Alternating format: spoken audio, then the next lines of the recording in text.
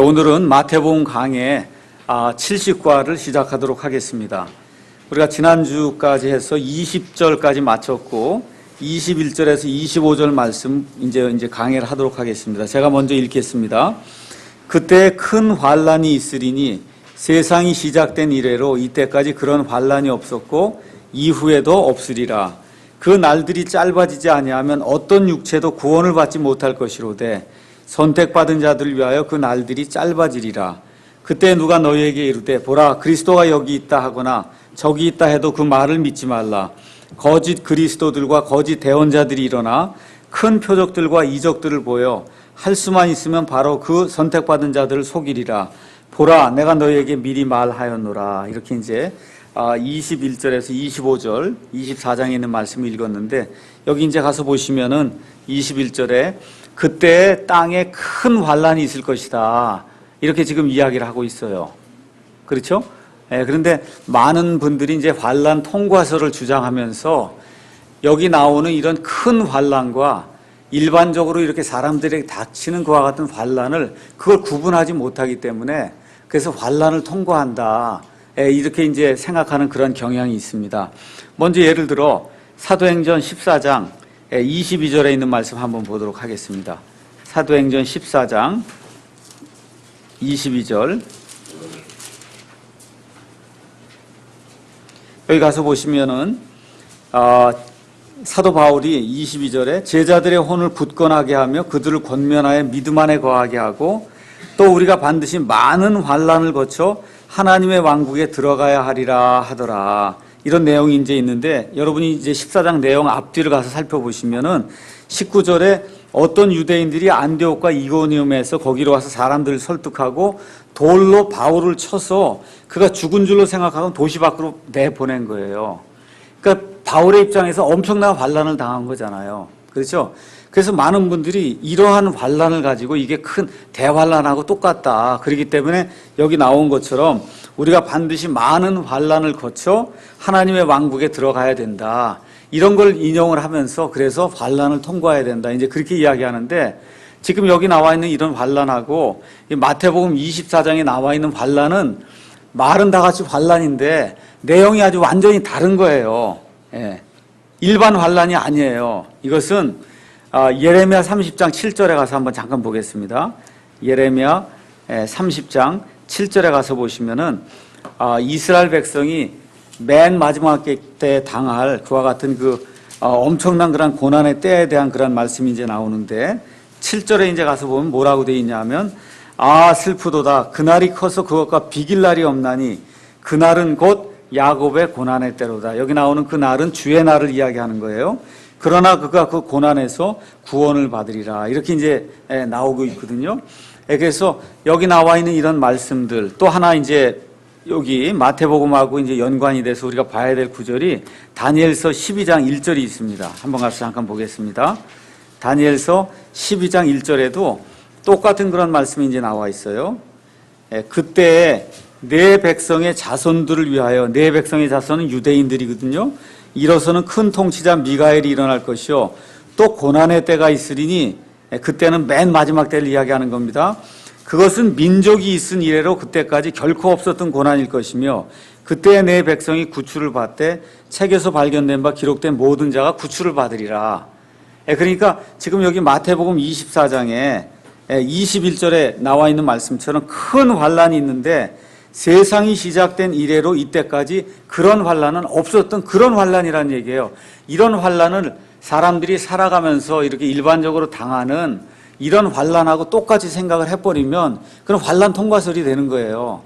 근데 지금 여기 나와 있는 이 말씀은 맨 마지막 때에 이스라엘 백성에게 닥치게 될 야곱의 고난의 때가 되고, 그렇죠? 그래서 민족이 있은 이래로 없었던 그런 엄청난 그런 시련의 때가 되고, 그 다음에 여기 가서 보면 세상이 시작된 이래로 없었던 그와 같이 엄청난 그와 같은 환란이 될 것이다.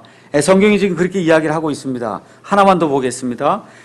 이 다니엘서 옆에 보면 이제 스가랴서가 나오는데 스가랴서 13장 8절에서 9절에도 이와 비슷한 말씀이 나와 있어요.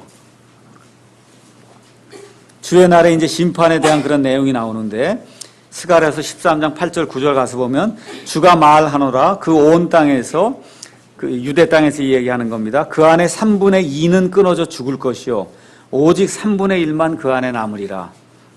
유대 이제 사람들이 많이 돌아가서 지금 살고 있는데 그 안에 3분의 2가 죽고 3분의 1만 살아남는다는 거예요. 내가 그 3분의 1을 그 3분의 1도 어떻게 하냐면 불 가운데로 지나게 하고 은을 정죄하듯 그들을 정죄하며 금을 단련하듯 단련하리라. 그러니까 그 고통이 얼마나 심하겠어요. 그렇죠? 그들이 내 이름을 부르지 내가 그들의 말을 들으며 또 말하기를 그것은 내 백성이라 할 것이요 그들은 말하기를 주는 내 하나님이시라 하리이다. 그래서 이런 대환란을 통과하면서 연단을 받고 그러면서 결국은 이스라엘 백성이 두 손을 들고 항복하는 그와 같은 때가 있다는 거예요. 그 일을 이루기 위해서 지금 여기 세상이 있은 이래로 없었던 그런 엄청난 환란을 이스라엘 백성에게 하나님께서 내려주신다고 하는 그런 말씀이 여기 21절에 이제 기록이 되어 있습니다. 근데 이제 많은 사람들이 이 21절에 있는 이런 말씀까지도 다 AD 70년경에 이 로마 장군 티투스가 예루살렘을 회파할 때 다 이루어졌다. 이렇게 주장을 하기 때문에 문제가 생기는 겁니다. 왜 문제가 생기느냐 하면 거기 가서 보시면 21절에 그때 큰 환란이 있으니 세상이 시작된 이래로 이때까지 그런 환란이 없었고 이 로마 장군 티투스가 AD 70년경에 들어와서 이스라엘을 회포할 때는 이건 거의 일반적인 수준의 전쟁이에요. 그렇기 때문에 여기에 해당이 되는 것처럼 세상이 시작된 이래로 없었던 그런 환란이 아닙니다. 그 다음에 또 뭐라고 돼 있냐면 그런 환란이 없었고 또 뭐가 없다 그래? 그 이후에도 없다는 거예요. 그 이후에도. 그렇죠? 그럼 예를 들어 로마 장군 티투스가 AD 70년경에 사람들 많이 죽이고 했어요. 그런데 그 사람보다 더 많이 죽인 사람이 누구예요? 히틀러. 히틀러가 600만을 죽였거든요. 그렇죠? 그럼 이게 말이 안 되잖아요. AD 70년경에 일이 이루어졌다 그러면 말이 안 되잖아요. 민족이 있은 이래로 이와 같이 엄청난 환란이 없다. 이것이 말이 안 되는데도 많은 이런 장로교회나 이런 데서는 이게 AD 70년경에 다 이루어졌다. 이거는 미래 사건이 아니다. 이렇게 이야기를 하다 보니까 성경이 풀리질 않는 거예요. 풀리질 않아요. 이 성경을 읽어도. 그런데 지금 성경이 이야기하는 것은 이 나치 독일에 의해서 거의 한 600만 명의 유대인들이 죽었단 말이에요. 2차 세계대전 때. 그것보다 더 큰 게 임한다는 거예요. 그것보다 더 큰 게.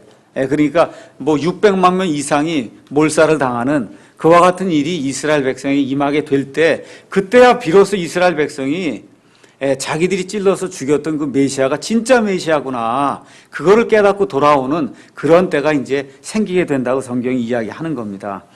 그래서 22절에 그 날들이 짧아지지 아니하면 어떤 육체도 구원을 받지 못할 것이로되 선택받은 자들 위하여 그 날들이 짧아지리라. 여기 선택받은 자들도 대부분의 교회에서 교회 다니는 사람들이다 이렇게 이야기를 하는데 이거 그런 얘기 아닙니다. 교회 다니는 사람들 이 안에 들어가지 않아요. 이미 어떻게 됐어요? 휴거받아서 다 올라가 있는 상태예요.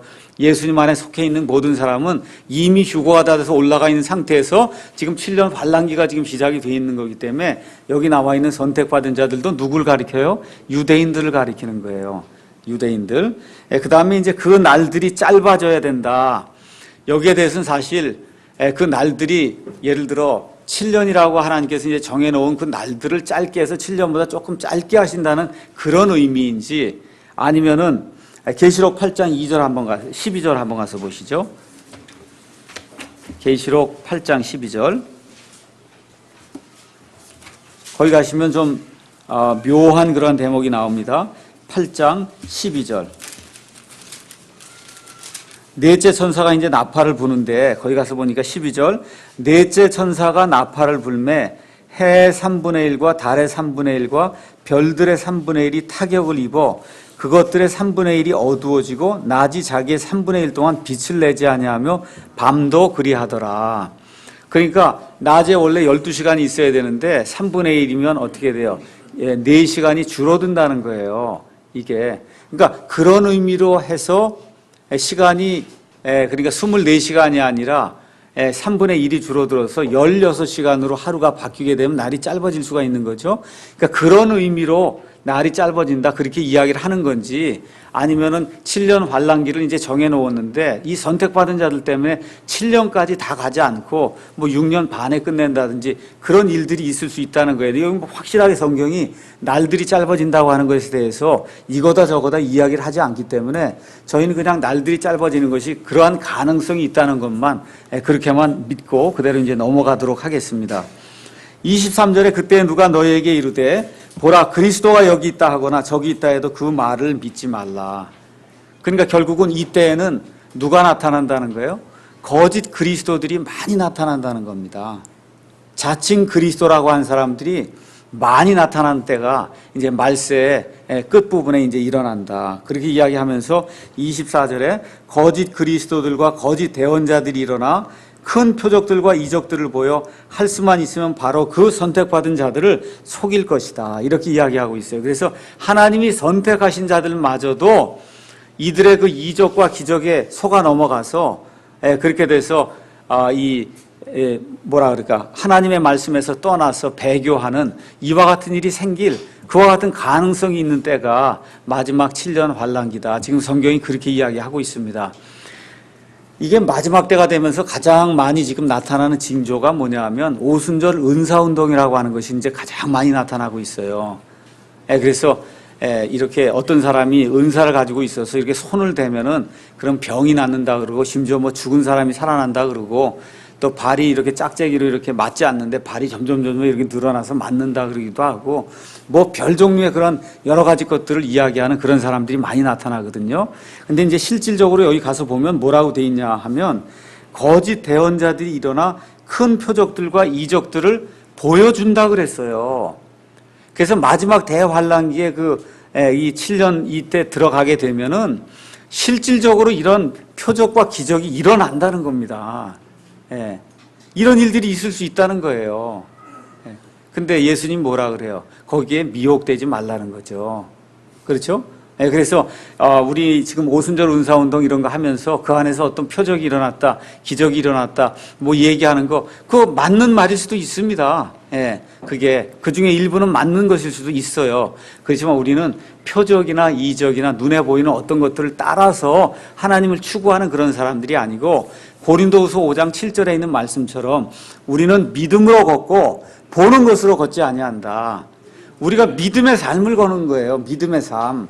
뭘 보고 우리가 이거 하나님을 쫓아가는 것이 아니라 보지 아니하는 그분을 보는 것처럼 보고 따라가는 것이 그게 믿음의 삶이기 때문에 그래서 거짓 그리스도들과 거짓 대언자들이 나타나게 되면 꼭 무언가를 보여줘요. 그래서 그런 것들을 통해서 무당들도 작두 위에서 탄단 말이에요. 그거 춤을 추고 그렇죠?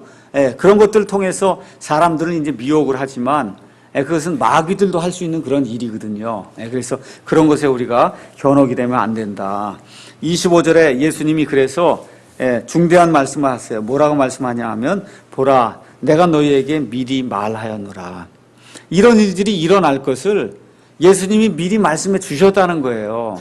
마지막 때에 이렇게 표적과 기적과 이적과 무슨 이상한 일들을 행하는 그런 사람들이 나타난다고 하는 그런 사실을 보라 내가 미리 너희에게 말하였노라. 그렇게 되니까 그런 일들이 흥하게 되고 지금 뭐 어느 교회든지 금요 무슨 철학기도라든지 뭐 이런 거 하면 거의 그거 안 하는 교회 없거든요. 그렇잖아요. 옛날에 뭐 장로교회 같은 데서는 뭐 방언한다 그러면 다 그거 거짓이라 그러고 그러면 우리 교회 오지 말라 그러고 옛날엔 다 그랬어요. 장로교회에서. 조금 보수적이라고 하는 교회는 다 그랬겠거든요. 지금은 그런 거 없습니다. 뭐 방언이고 뭐고 하여튼 간에 뭐 가지가지 여러 가지 일들을 거의 모든 교회에서 이렇게 하고 있어요. 근데 지금 예수님 뭐라 그래요? 내가 미리 너에게 말해주지 않았느냐. 그렇게 얘기를 해줬는데도 하나님의 말씀을 듣지 않기 때문에 자꾸 보는 것을 쫓아서 따라가는 거예요. 눈에 보이는 무언가가 있는 것을 쫓아서 따라가고 하나님의 말씀을 강해하고 하나님의 말씀을 가르치고 하는 데는 사람이 적은 거예요. 밋밋하거든요. 그렇잖아요. 밋밋해. 이게 말씀을 들어보면 뭐 맞긴 맞는데 이게 좀 밋밋해. 근데 뭐가 하늘에서 금가루가 떨어진다고 그러고 이빨이 막 금이빨로 바뀐다고 그러고 막 이렇게 되면 나오라 그러고 또 보여주고 막 이렇게 하고 그러면 사람들이 굉장한 게 있나 보다 하고 몰려간단 말이죠. 근데 예수님 뭐라 그래요? 내가 미리 너에게 말해주었다. 조심해라. 말세에 그런 일들이 생길 것을 예수님이 미리 말씀해 주셨다고 우리에게 이렇게 성경을 통해서 기록해 주니까 이 내용을 우리가 잘 기억을 해야 됩니다. 26절에서 31절의 말씀을 제가 보겠습니다.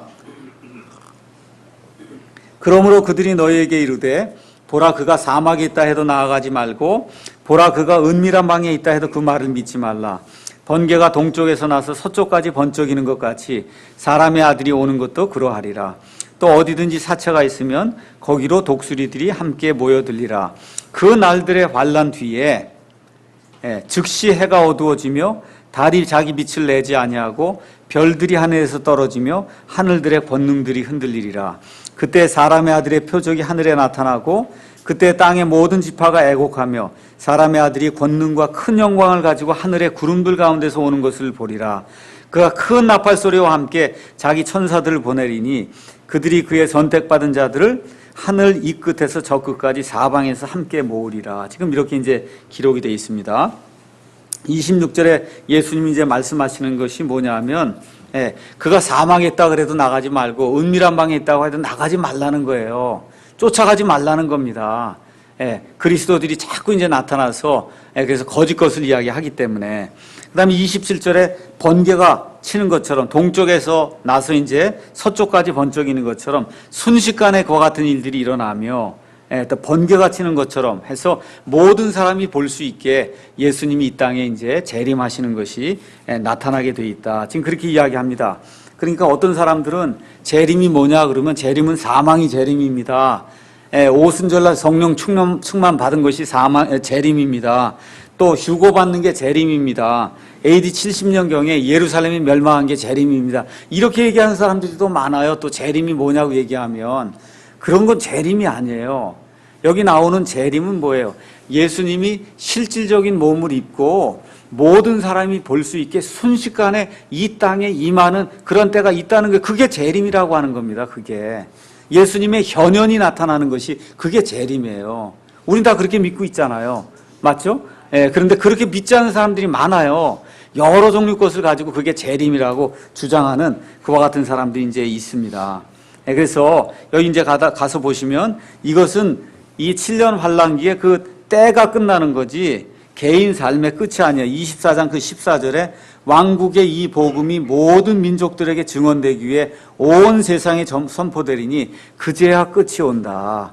그래서 이 7년 환란기의 그 끝하고 이렇게 나올 때 그거를 자꾸 내가 끝까지 충성하면 뭐가 되는 그런 끝으로 이해를 하면은 그럼 성경이 풀리지 않는 거예요. 그래서 여기 24장에 나와 있는 그 다음에 이렇게 맨 끝부분에 예수님이 땅에 이렇게 재림하셔서 모든 사람들의 눈에 환하게 나타나시는 현현, 그렇죠? 현현이라고 얘기해요. 그걸 레블레이션이라고 얘기해요. 레블레이션. 이렇게 이야기하는 이런 것들이 이 7년 환란기라고 하는 그런 기간의 맨 끝부분에 어느 때에 이제 일어난다. 성경이 이제 그렇게 이야기를 해주고 있습니다. 그 다음에 그 28절 가서 보면 어디든지 사체가 있으면 거기로 독수리들이 함께 모여들리라. 이제 이렇게 돼 있는데 우리 이걸 보기 위해서 누가복음 17장 가서 잠깐 보겠습니다.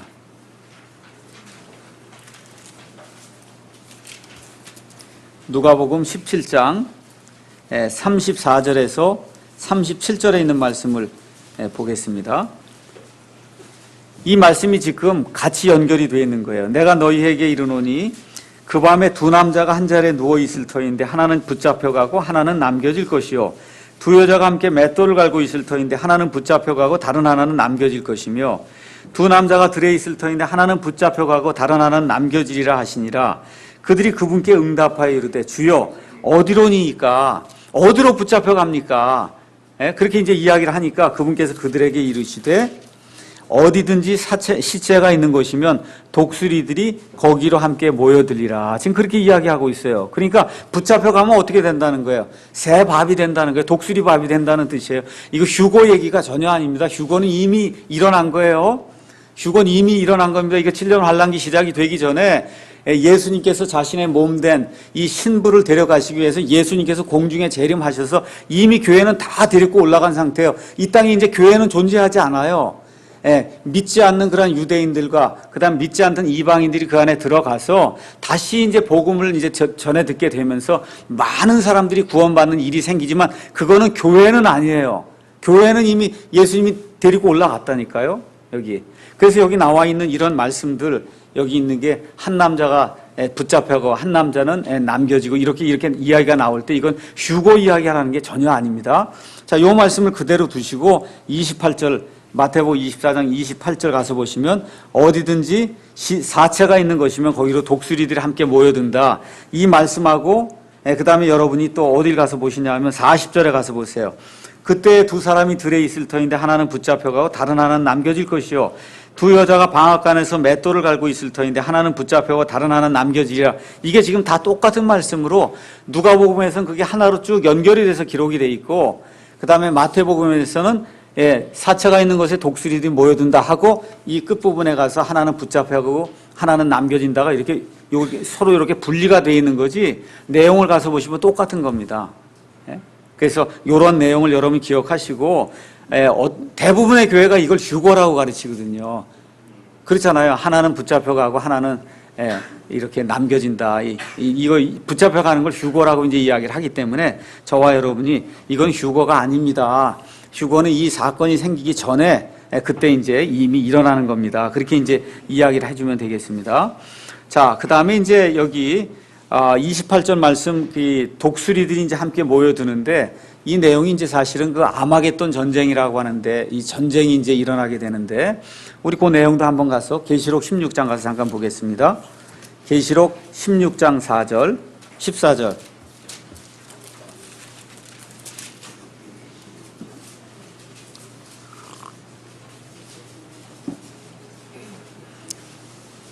계시록 16장 14절부터 이제 나오기 시작하는데 그들은 마귀들의 영들로서 기적들을 행하며 땅과 온 세상의 왕들에게 나아가 하나님 곧 전능자의 저 큰 날에 있을 전쟁을 위하여 그들을 모으더라. 이렇게 이제 쭉 얘기하면서 15절에 보라 내가 도둑같이 오나니 깨어있어 자기 옷을 지키고 벌거벗고 다니지 아니하여 그들에게 자기 수치를 보이지 아니하는 자는 복이 있도다. 그가 히브리 말로 아마겟돈이라 하는 곳으로 그들을 함께 모으리라 해서 아마겟돈에서 맨 마지막에 전쟁이 일어나는 그와 같은 그 모습이 기록이 되면서 그 전쟁에서 일어날 그런 일들이 19장 15에서 20절에 이제 기록이 되어 있어요. 19장 15에서 20절 가서 보면 너무나 많은 사람들이 이제 죽게 되거든요.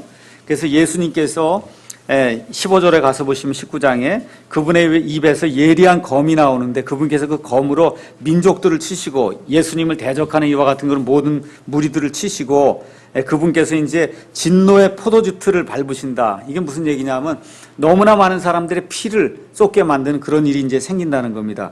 이게 끝난 다음에 17절에 또 내가 보니 한 천사가 해안에 서서 하늘 한가운데로 날아가는 모든 날짐승을 향하여 큰 음성으로 외쳐 이르되 너희는 와서 위대하신 하나님의 만찬에 함께 모여 왕들의 살과 대장들의 살과 용사들의 살과 말들의 살과 말탄 자들의 살과 자유로운 자나 매인 자나 작은 자나 큰 자를 막론하고 모든 사람의 살을 먹으라 하고 해서 엄청나게 많은 사람들이 살육을 당하는 이와 같은 때가 있거든요. 지금 유대인들 가운데서도 어느 한 사람은 붙잡혀 가서 이런 살육당하는 데로 들어가게 되고 한 사람은 남게 돼요. 남게 돼서 영원히 하나님이 주시는 이 천년왕국에 들어간다고 하는 그런 말씀을 지금 이야기하는 거지 여기에서 휴거가 일어나고 뭐 그런 거 얘기하는 것이 전혀 아니다. 이렇게 저와 여러분이 이해를 하시면 이제 되겠습니다.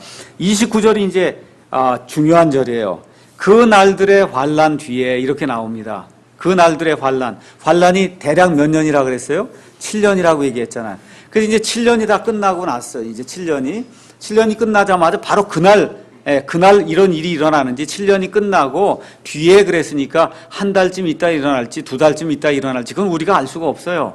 그래서 7년이 끝난 이후에 그 뒤에 즉시 해가 어두워지며 달이 자기 빛을 내지 아니하고 별들이 하늘에서 떨어지며 하늘들의 권능들이 흔들리리라. 이게 무슨 얘기냐면 1월 성신에 큰 변화가 생긴다는 거예요. 하늘의 천체에 떠 있는 이런 모든 것들에 큰 변화가 생기는 일이 이제 일어난다고 하는 겁니다. 이 내용이. 그래서 여기 나와 있는 이 내용을 이제 잘 살펴보시면은 1절에서부터 28절에 있는 이런 말씀이 만일에 AD 70년경에 이루어졌으면 많은 사람들이 이게 AD 70년에 이루어졌다는 거에 다 끝났다는 겁니다. 이루어졌으면은 그러면 어떻게 되냐면 지금부터 1940년 전이 AD 70년이잖아요. 그때 1월 성신의 변화가 있었어야 되잖아요. 해의 변화가 생기고 달의 변화가 생기고 별들의 변화가 생겨서 말 그대로 엄청나게 큰 변화가 생겼어야 되는데 있었어요, 없었어요? 없었단 말이에요. 예. 그렇기 때문에 이 일들은 예수님이 이 땅에 재림하시게 될 때 재림할 때 그 상황을 이야기하는 거지, AD 70년경에 이게 부분적으로 이루어진 게 있어요. 부분적으로는 이 티투스라고 한 장군이 들어와서 예루살렘 성전을 회파하고 많은 사람들을 죽이고 그런 일들이 부분적으로 이루어진 건 맞지만, 여기 24장에 나와 있는 모든 말씀은 과거에 이루어진 것들을 이야기하는 것이 아니고 예수님이 이 땅에 나중에 재림하시게 될 때 그때 이루어질 그런 상황을 지금 이야기하는 거다. 저와 여러분이 그렇게 이해를 하는 것이 아마 맞는 겁니다. 그래서 이것이 이제 주께서 오시는 때의 표적. 여러분 한번 가셔서 3절 말씀 한번 보겠어요. 24장 3절. 어느 때 이런 일들이 있으리까? 어느 때 성전이 회파가 돼서 돌 위에 돌 하나도 남지 아니하는 그런 일이 언제 있을 겁니까? 그거 하나를 가지고 자꾸 AD 70년이라고 얘기하면 안 된다는 거죠. 그 다음에 뭐라고 기록되어 있어요? 또 주께서 오시는 때의 표적과 세상 끝의 표적은 무엇입니까? 지금 그렇게 이야기하잖아요. 그렇죠? 그렇게 되니까 지금 여기 나오는 이 말씀은 세상 끝의 표적과 주께서 오시는 때의 표적을 지금 이야기하는 것이 여기 나오는 그런 말씀이다. 우리가 그렇게 이야기를 이해를 이제 해야 됩니다. 그래서 7년 환란기가 이제 다 끝나게 되면 그러면 어떤 일이 생기냐 하면 1월 성신에 해와 달과 별에 엄청난 변화가 생긴다는 겁니다. 우리 한번 요한계시록 6장 가서 보겠습니다. 요한계시록 6장에 가서 보시면은 여섯째 봉인을 떼시게 될 때 요한계시록 6장 12절에서 13절 이제 가서 보시면, 요한계시록에 가서 보시면 7 봉인이 나오고 봉인을 떼는 게 나오고, 그 다음에 7 나팔을 부는 게 나오고, 그 다음에 7개의 이 금병을 이렇게 쏟아붓는 그와 같은 그 심판이 나와요. 많은 사람들이 이거를 잘못 이해하고 먼저 이 7년 환란기 중에 첫 부분에는 7 봉인이 있고 그 다음에 7 나팔이 있고 그 다음에 7 금병이 있고 이게 순서대로 이렇게 일어난다 이렇게 생각을 하는데, 요한계시록이 그렇게 되어 있지 않습니다. 요한계시록에 가서 읽어보시면 이 첫째 봉인부터 여섯째 봉인을 띠는 이게 7년이에요 이게. 그래서 여섯째 봉인을 띠게 되니까 지금 어떻게 되냐 하면 여기 몇 절이죠? 여섯째 봉인 12절. 그분께서 여섯째 봉인을 여신 뒤에 내가 보니 보라 큰 지진이 나며 해는 머리털로 짠 상복같이 검게 되고 달은 피같이 되며 하늘의 별들은 무화과 나무가 강풍에 흔들릴 때 설익은 무화과가 떨어지는 것 같이 땅에 떨어지고 하늘은 두루마리가 함께 말리는 것 같이 말려 떠나가며 모든 산과 섬도 그들의 자리에서 옮겨지리라. 이렇게 이제 돼 있어요. 똑같잖아요. 그렇죠? 그래서 이 7년 환란기가 끝나게 되는 그 시점에 1월 성신에 커다란 그런 변화가 생기게 되고, 심지어 여기 나와 있는 것들 그대로 여러분과 제가 믿으면은 여기 모든 산과 섬들 이것마저도 다 그들의 자리에서 옮겨져서 아주 이 지구 안에서도 엄청난 그런 대격변이 일어나는 그런 때가 임한다고 예수님이 우리에게 이제 말씀해 주시고 있습니다. 그래서 1월 성신의 변화가 일어난 이런 일들은 요엘서 2장 10절에도 이제 기록이 되어 있고, 그 다음에 사도행전 2장 20절에도 이제 기록이 되어 있습니다. 자, 그래서 이제 다시 마태복음 24장으로 넘어와서 사람의 아들의 표적이 30절에 보면 하늘에 나타난다. 근데 사람의 아들의 표적이 어떻게 나타나는지 몰라요. 어떤 표적인지 뭐 마차를 타고 오시는 그런 표적인지 그런 건 모르는데, 하늘에 1월 성신의 변화가 생기고 난 다음에 하늘에 사람의 아들의 이런 표적이 나타난다는 거예요. 여러분, 이 사람의 아들이라고 얘기할 때는 꼭 메시아를 기억하셔야 됩니다. 메시아. 성경에서 사람의 아들, 예수님이 자기 자신을 사람의 아들이라고 표현할 때는 메시아다 이렇게 이해를 하셔야 돼요. 하나님의 아들 이야기할 때는 그때는 하나님의 신성을 가진 그런 분으로 여러분이 이해를 하시고, 사람의 아들, 이 사람의 아들이 올 때 자꾸 이렇게 얘기할 때 그 사람의 아들 그 얘기할 때는 메시아로 여러분이 이해를 하시면 됩니다. 사람의 아들이 어떤 표적이 나타나는데 표적이 뭐냐 그건 알지 못하니까 모른다고 그냥 두면 돼요. 하여튼 사람들이 표적이니까 보면 알 수 있는 게 나타난다는 거예요. 보면 뭔가 나타나는구나 하는 걸 볼 수 있도록 그렇게 이제 나타난다. 성경이 그렇게 이야기하면서 30절에 땅의 모든 지파가 애곡하며, 여기 모든 지파라고 하는 것도 사실 이 지파라고 하는 것이 성경을 가서 보시면은 알겠지만 이 이스라엘의 12지파 외에 다른 민족들을 지파라고 부른 적이 사실은 없어요. 그러니까 여기 사실 나와 있는 것들도 역시 유대인들의 모든 지파로 이렇게 보는 것이 합당하다고 이제 생각이 됩니다.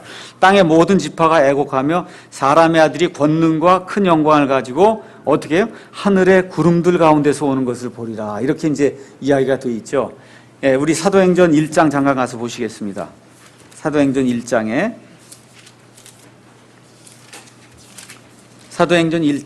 9절에서 11절 말씀 잠깐 보겠습니다. 이것들을 말씀하신 뒤에 그분께서 그들이 보는 동안 들려 올라가시니 구름이 그분을 받아들여 그들이 보지 못하게 하더라. 이렇게 이제 돼 있어요. 그렇죠?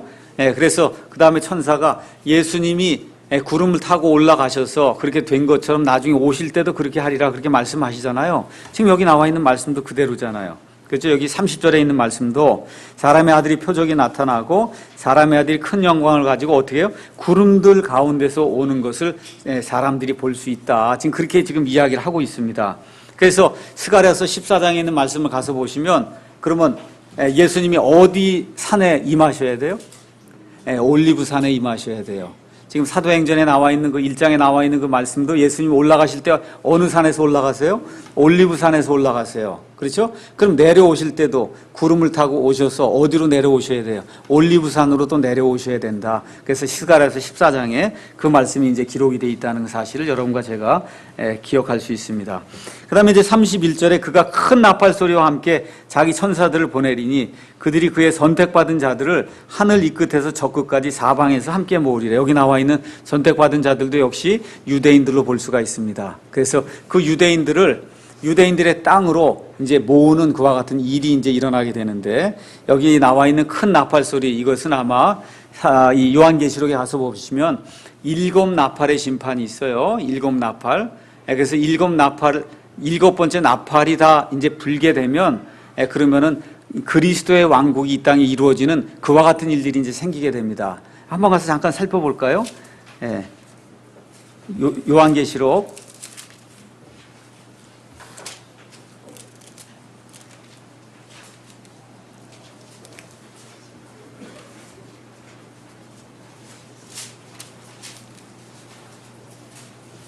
요한계시록 11장에 15절 말씀 잠깐 보겠습니다.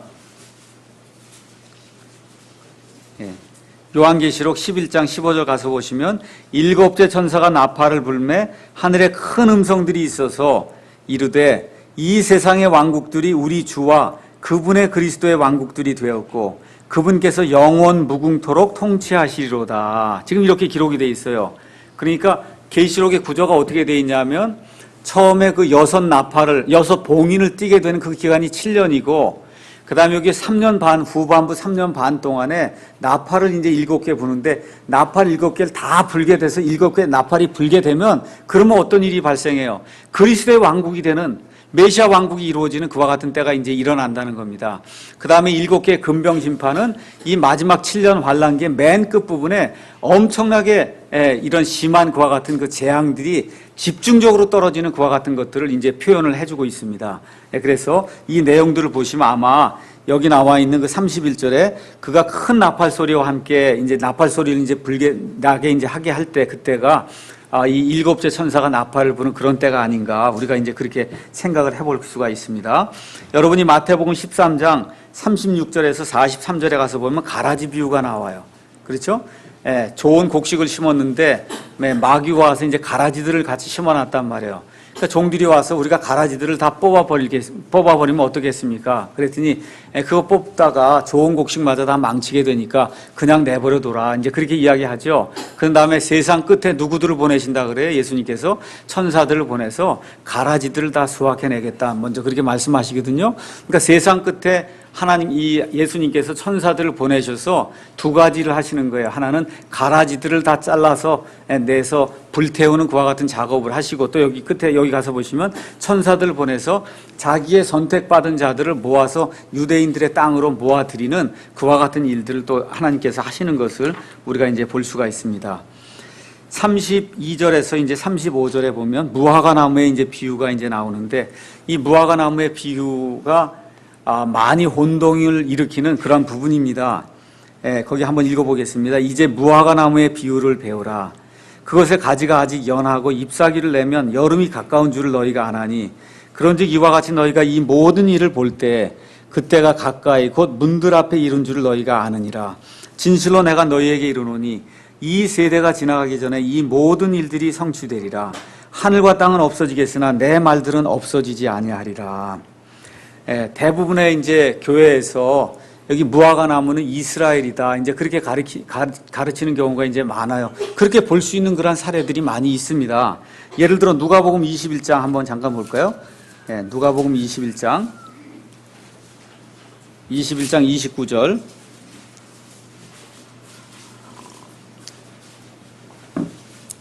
똑같은 내용인데 그분께서 그들에게 한 비유를 말씀하시되 무화과 나무와 모든 나무를 봐라. 이거 벌써 보시니까 어때요? 무화과 나무가 한 종류가 따로가 있고 모든 나무는 이렇게 한쪽으로 또 다른 모든 나무가 있죠.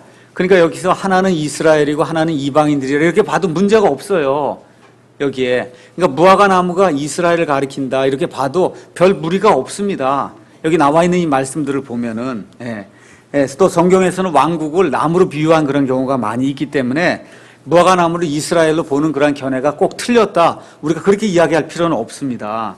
자, 그런데 이제 거기 가서 문제가 되는 게 뭐냐 하면 그런즉 이와 같이 너희가 이 모든 일들을 볼 때 그때가 가까이 곧 문들 앞에 이른 줄을 너희가 아느니라. 이 모든 일들이 어디에 기록된 거예요? 어디부터 어디까지? 1절부터 28절에 나와 있는 모든 말씀들이죠. 그렇죠? 이 모든 일들이 적그리스도가 나타나고 표적을 행하고 여기저기 그리스도가 나타났다고 하고 그렇죠? 그 다음에 여기 가서 보면은 멸망에 가증한 것이 성전에 서게 되고 유대에 사는 사람은 산으로 도망해야 되고 그렇죠? 겨울철이 되지 않도록 기도해야 되고 안식일이 되지 않도록 기도해야 되고 이런 모든 일들이 이제 일어나는 것을 보는 때가 되면 그러면 언제가 됐다는 거예요? 예수님이 진짜 나타나시가 된 것을 너희가 알 수 있다. 이렇게 이야기를 합니다.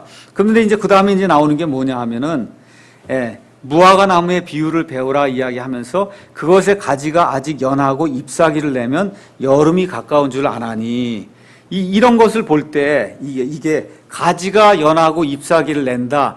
요거를 이제 많은 분들이 1948년도에 이스라엘이 나라를 세우게 됐잖아요. 그렇죠? 그게 그거라고 이야기를 하는 거예요. 여기 나와 있는 무화과 나무가 아직 연하고 잎사귀를 내는 이것이 1948년에 시작이 됐다고 보는 겁니다.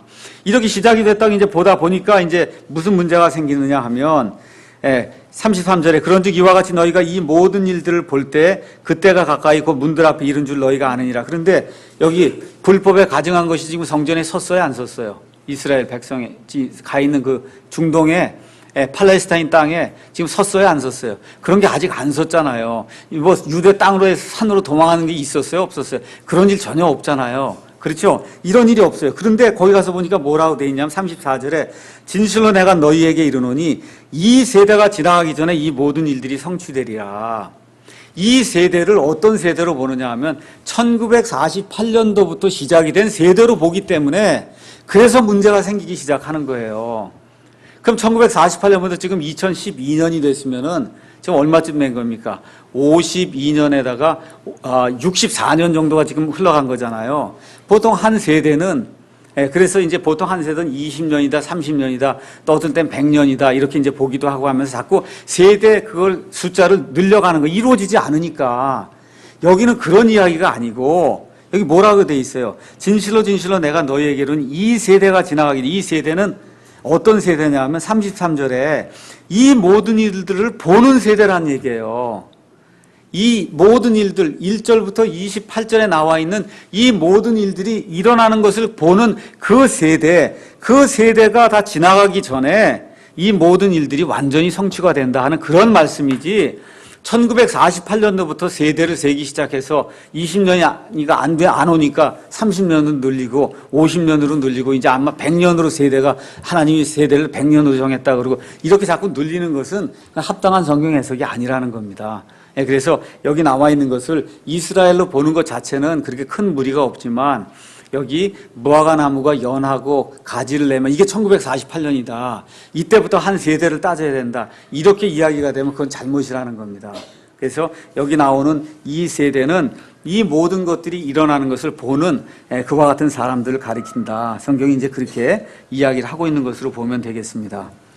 자, 그 다음에 이제 36절에서 41절 가서 보시면 그러나 그날과 그 시각은 결코 아무도 알지 못하나니 하늘의 천사들도 알지 못하고 오직 내 아버지만 아시느니라. 오직 노아의 날들과 같이 사람의 아들이 오는 것도 그러하리라. 홍수 이전 시대에 노아가 방주로 들어간 날까지 그들이 먹고 마시고 장가가고 시집가고 하면서 홍수가 나서 그들을 다 쓸어버릴 때까지 알지 못하였나니 사람의 아들이 오는 것도 그러하리라. 지금 이렇게 이제 기록이 돼 있고 그때 두 사람이 들에 있을 터인데 하나는 붙잡혀가고 다른 하나는 남겨질 것이요 두 여자가 방앗간에서 맷돌을 갈고 있을 터인데 하나는 붙잡혀가고 다른 하나는 남겨지리라. 지금 이렇게 이제 기록이 돼 있습니다. 자, 그래서 노아의 때와 비슷하다는 거예요. 예수님이 오실 때 그 상황이. 그럼 노아의 때가 어떻게 돼 있냐? 성경 말씀 이제 잠깐 가서 보겠습니다. 창세기 6장 잠깐 가서 읽어보겠습니다. 창세기 6장 5절 상황을 보겠어요. 5절. 창세기 6장 5절에 가서 보면 노아 시대에 이제 그런 일들이 이제 생기는데 노아 시대 5절에 가서 보니까 하나님께서 사람의 사악함이 땅에서 크고 또 그의 마음에서 생각하여 상상하는 모든 것이 항상 악할 뿐임을 보시고 사람들이 생각하는 게 선한 게 없다는 거예요. 모든 것이 다 하는 것이 다 하나님을 대적하고 뭐 영화든지 아니면 무슨 대중매체든지 인터넷이든지 하게 되면 요새 뭐 지금 예수님 믿는 사람도 정신없이 살아야 돼요. 지금 너무나 공격이 많기 때문에 하는 일들이 다 예수님을 대적하고 반역하는 그와 같은 일들만 매스미디어에서 계속 내보내거든요. 그 다음에 또 뭐로 이제 돼 있냐면 11절에서 13절 땅도 하나님 앞에 부패하여 폭력이 땅에 가득하더라. 하나님께서 땅을 보시니 보라 그것이 부패하였더라. 이는 땅 위에서 모든 육체가 자기의 길을 부패시켰기 때문이라. 하나님께서 노아에게 이르시되 모든 육체의 끝이 내 앞에 이르렀으니 이는 땅이 그들로 인해 폭력으로 가득하기 때문이라. 보라 내가 그들을 땅과 함께 멸하리라. 해서 땅이 가는 데마다 몽땅이 다 부패하게 된 이와 같은 때가 생기게 되고 또 어떤 일들이 생겼냐면 6장 1절부터 이제 4절에 있는 말씀을 보면 하나님의 아들들 이 천사들이 자기들의 처음 거처를 떠나서 땅에 내려와서 이 여자들 취해서 그래서 그들로 말미암아 거인들이 이제 생겨나게 되는 그래서 유전자 변형이 생겨서 하나님이 원치 않는 그런 종족이 만들어지는 그와 같은 일들이 이 노아의 때에 생겼다는 거예요. 그런데 예수님 뭐라고 말씀하시냐 하면 마지막 때에 그런 일들이 생긴다는 겁니다.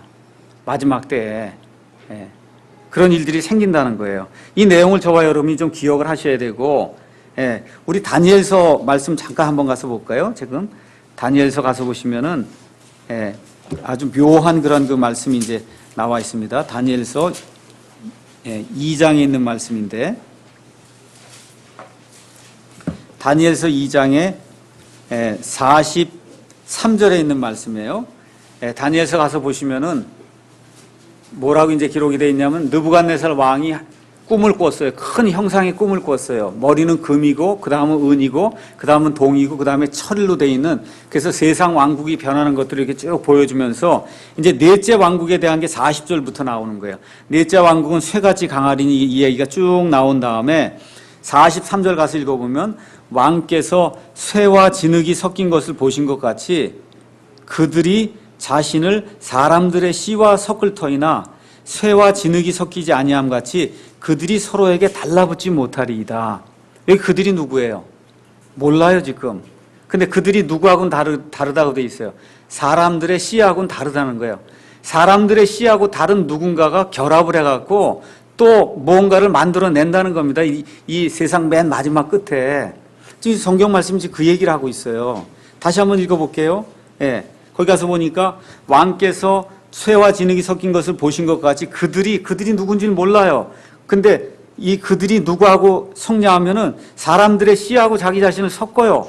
예. 그래서 쇠와 진흙이 섞이지 아니한 같이 이들이 서로에게 달라붙지 못하는 그런 일들이 생긴다. 바로 이때 44절에 바로 이 왕들의 시대에 하늘의 하나님께서 한 왕국을 세우신다는 거예요. 그게 천년왕국이에요. 예수님께서 주시고자 하시는. 그래서 맨 마지막 때에는 노아의 날들과 같이 이런 엄청나게 사악한 그런 일들이 생기게 되고, 이런 일들과 함께 땅이 폭력으로 부패로 가득하게 되고 사람들이 생각하는 모든 게 처음부터 끝까지 다 하나님을 대적하는 그와 같은 일로 차는 그런 시대가 마지막 시대다. 예수님이 그렇게 말씀을 해주시는 겁니다. 근데 우리가 살고 있는 시대가 점점 그런 방향으로 가고 있죠. 정말 예수 믿는 사람들이 정신 차리고 살지 않으면 정말 큰 어려움을 당할 그와 같은 시대에 우리가 살고 있어요. 그러면서 예수님이 뭐라고 말씀하시냐 하면 깨어 있으라. 어느 시각에 너희 주가 올지 알지 못한다. 지금 그렇게 이야기를 해주고 있습니다. 어느 시각에 올지 알지 못한다. 그러니까 7년 환란기가 끝나자마자 바로 그날 다음날 오시는 게 아니고 얼마 정도 기간을 두고 아마 오실 것 같아요. 그 기간이 언제인지도 알 수가 없으니까. 그래서 여기 지금 마태복음 24장에서 얘기하는 거에 초점을 항상 어디에다 두고 보셔야 되냐 하면은 마태복음 24장 13절의 말씀에 초점을 두고 읽으셔야 돼요. 마태복음 24장 13절. 그러나 어디까지 견뎌야 돼요? 끝까지 견뎌야 되는 거예요. 예수님이 오실 때까지 견뎌야 되는 거예요. 7년 환란기 끝났다고 끝이 아니고 예수님이 오실 때까지 기다려야 되는 거예요. 그 사람은 거기 가서 보니까 끝까지 견디는 자 그가 곧 몸의 구원을 받는다는 겁니다. 적그리스도로부터의 구원도 받고 그렇게 되면서 어디로 들어가요? 천년왕국에 들어간다는 거예요. 천년왕국에. 그 내용을 저와 여러분이 이제 기억하시면 되겠습니다. 그 다음에 이제 36절, 41절 이제 나와 있는 그 내용도 두 사람, 두 여자, 이거 아까 제가 말씀드렸죠. 누가복음 17장 34절에서 37절 말씀. 이건 휴거가 아니다. 유대인들이 이제 학살당하는 거다. 그럼 남아있는 자들은 어디로 들어가요? 붙잡혀간 자들은 살육당한 대로 잡혀가고 남은 자들은 어디로 들어가요? 하나님의 천년왕국 안으로 이제 들어가게 된다. 이제 저와 여러분이 그렇게 이해하시면 됩니다. 이제 42절에서 이제 44절의 말씀이 그러므로 깨어 있으라. 어느 시각에 너희 주가 올지 너희가 알지 못하느니라. 그러나 이것을 알라. 만일 집주인이 도둑이 어느 경점에 올 줄 알았더라면 깨어 있어 자기 집이 흩뚫리지 않게 하였으리라. 그러므로 너희도 준비하고 있으라. 너희가 생각하지 않는 시각에 사람의 아들이 오느니라. 이렇게 이제 기록이 되어 있는데 이 말씀 그 다음에 이제 45절부터 51절까지는 신실한 종과 신실하지 못한 그런 종에 대한 그런 얘기가 나와 있어요. 그런즉 자기 주인으로부터 그의 집안 사람들 넘겨받아 다스리며 제때 그들에게 양식을 나누어 줄 신실하고 지혜로운 종이 누구냐? 그렇게 하고 있는 그 자는 복이 있다. 그렇게 이제 이야기하고, 근데 어떤 종은 마음속으로 이르기를 내 주인이 오는 것을 늦추시는구나 하며 자기 종료 종들을 때리고 술 취한 자들과 함께 먹고 마시기 시작하면, 그러면 이 주인이 와서 이를 윗선자들과 함께 할 그런 몫을 주면서 그를 잘라내 지옥 불속으로 던져 보내겠다는 그런 말씀이 이제 나와 있는데, 이 말씀이 동일하게 어디에 기록이 되어 있냐면 누가복음 12장 36절에 기록이 되어 있어요. 여기까지만 하고 마치겠습니다. 누가복음 12장 36절.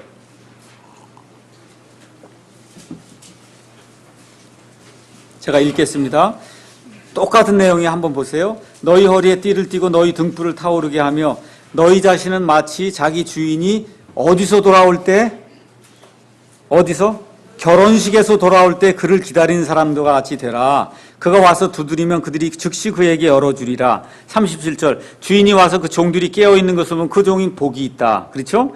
주인이 만일 2경에 오거나 3경에 올 때 그들이 그렇게 하고 있는 것은 그 종들은 복이 있다. 이렇게 되면서 40절에 그러므로 너희도 준비하고 있으라. 너희가 생각하지 않은 시각에 사람의 아들이 오느니라. 그렇죠? 마태복음과는 내용이 똑같죠? 근데 중요한 게 있어요. 12장 36절에 중요한 내용이 있어요. 주인이 돌아오는데 어디서 돌아와요? 어디서 돌아와요? 결혼식에서 돌아오는 거예요. 이미 휴거를 받았어요. 저와 여러분 휴거를 받아요. 그렇죠? 그렇게 해서 하늘에 올라가서 그리스도의 심판석에 서서 저와 여러분의 모든 그러한 그 업적에 대한 그러한 심판을 받고 보상을 받고, 그리고 어떻게 돼요? 어린 양의 혼인식이 있어서 결혼식이 이루어진단 말이에요. 결혼식이 이루어진 다음에 주인이 다시 돌아오는 거예요. 지금 여기 명백히 그렇게 기록이 돼 있잖아요. 그렇죠? 이렇게 해서 주인이 돌아올 때 신실하게 자기의 맡은 바를 끝까지 다하는 그런 사람이 있고, 주인이 늦춰서 오시는구나 하고 하면서 계속해서 나쁜 일들을 하고 있는 그런 사람이 있을 수 있다는 거예요. 그래서 이 신실한 종과 신실하지 않은 종에게 대한 그러한 심판이 달라지게 된다. 그 내용이 결국은 뭐하고 똑같은 거냐면 24장 14절 끝까지 견뎌야 된다는 겁니다. 끝까지 견뎌서 신실하게 이렇게 하는 그런 종들에게 예수님께서 보상으로 이제 갚아주신다고 하는 그런 내용이 이제 이 안에 기록이 되어 있습니다. 그래서 저와 여러분이 지혜로운 종이 돼서, 물론 저와 여러분에게 해당되는 그런 내용은 아니에요. 우리 휴거를 받아서 예수님의 신부로 결혼식을 마치고 예수님과 함께 이 땅에 내려올 그와 같은 존재들이기 때문에, 다만 여기 신실하게 맡겨진 일을 하라고 하는 그런 그 예수님의 명령은 우리가 영적으로 해석해서 지금 이 시간에 적용해도 아무 문제가 없는 겁니다. 그래서 하나님의 일을 우리가 좀 더 신실하게, 정말 하나님께서 맡겨주신 대로 성실하게 이렇게 수행하면 좋겠습니다. 기도하겠습니다.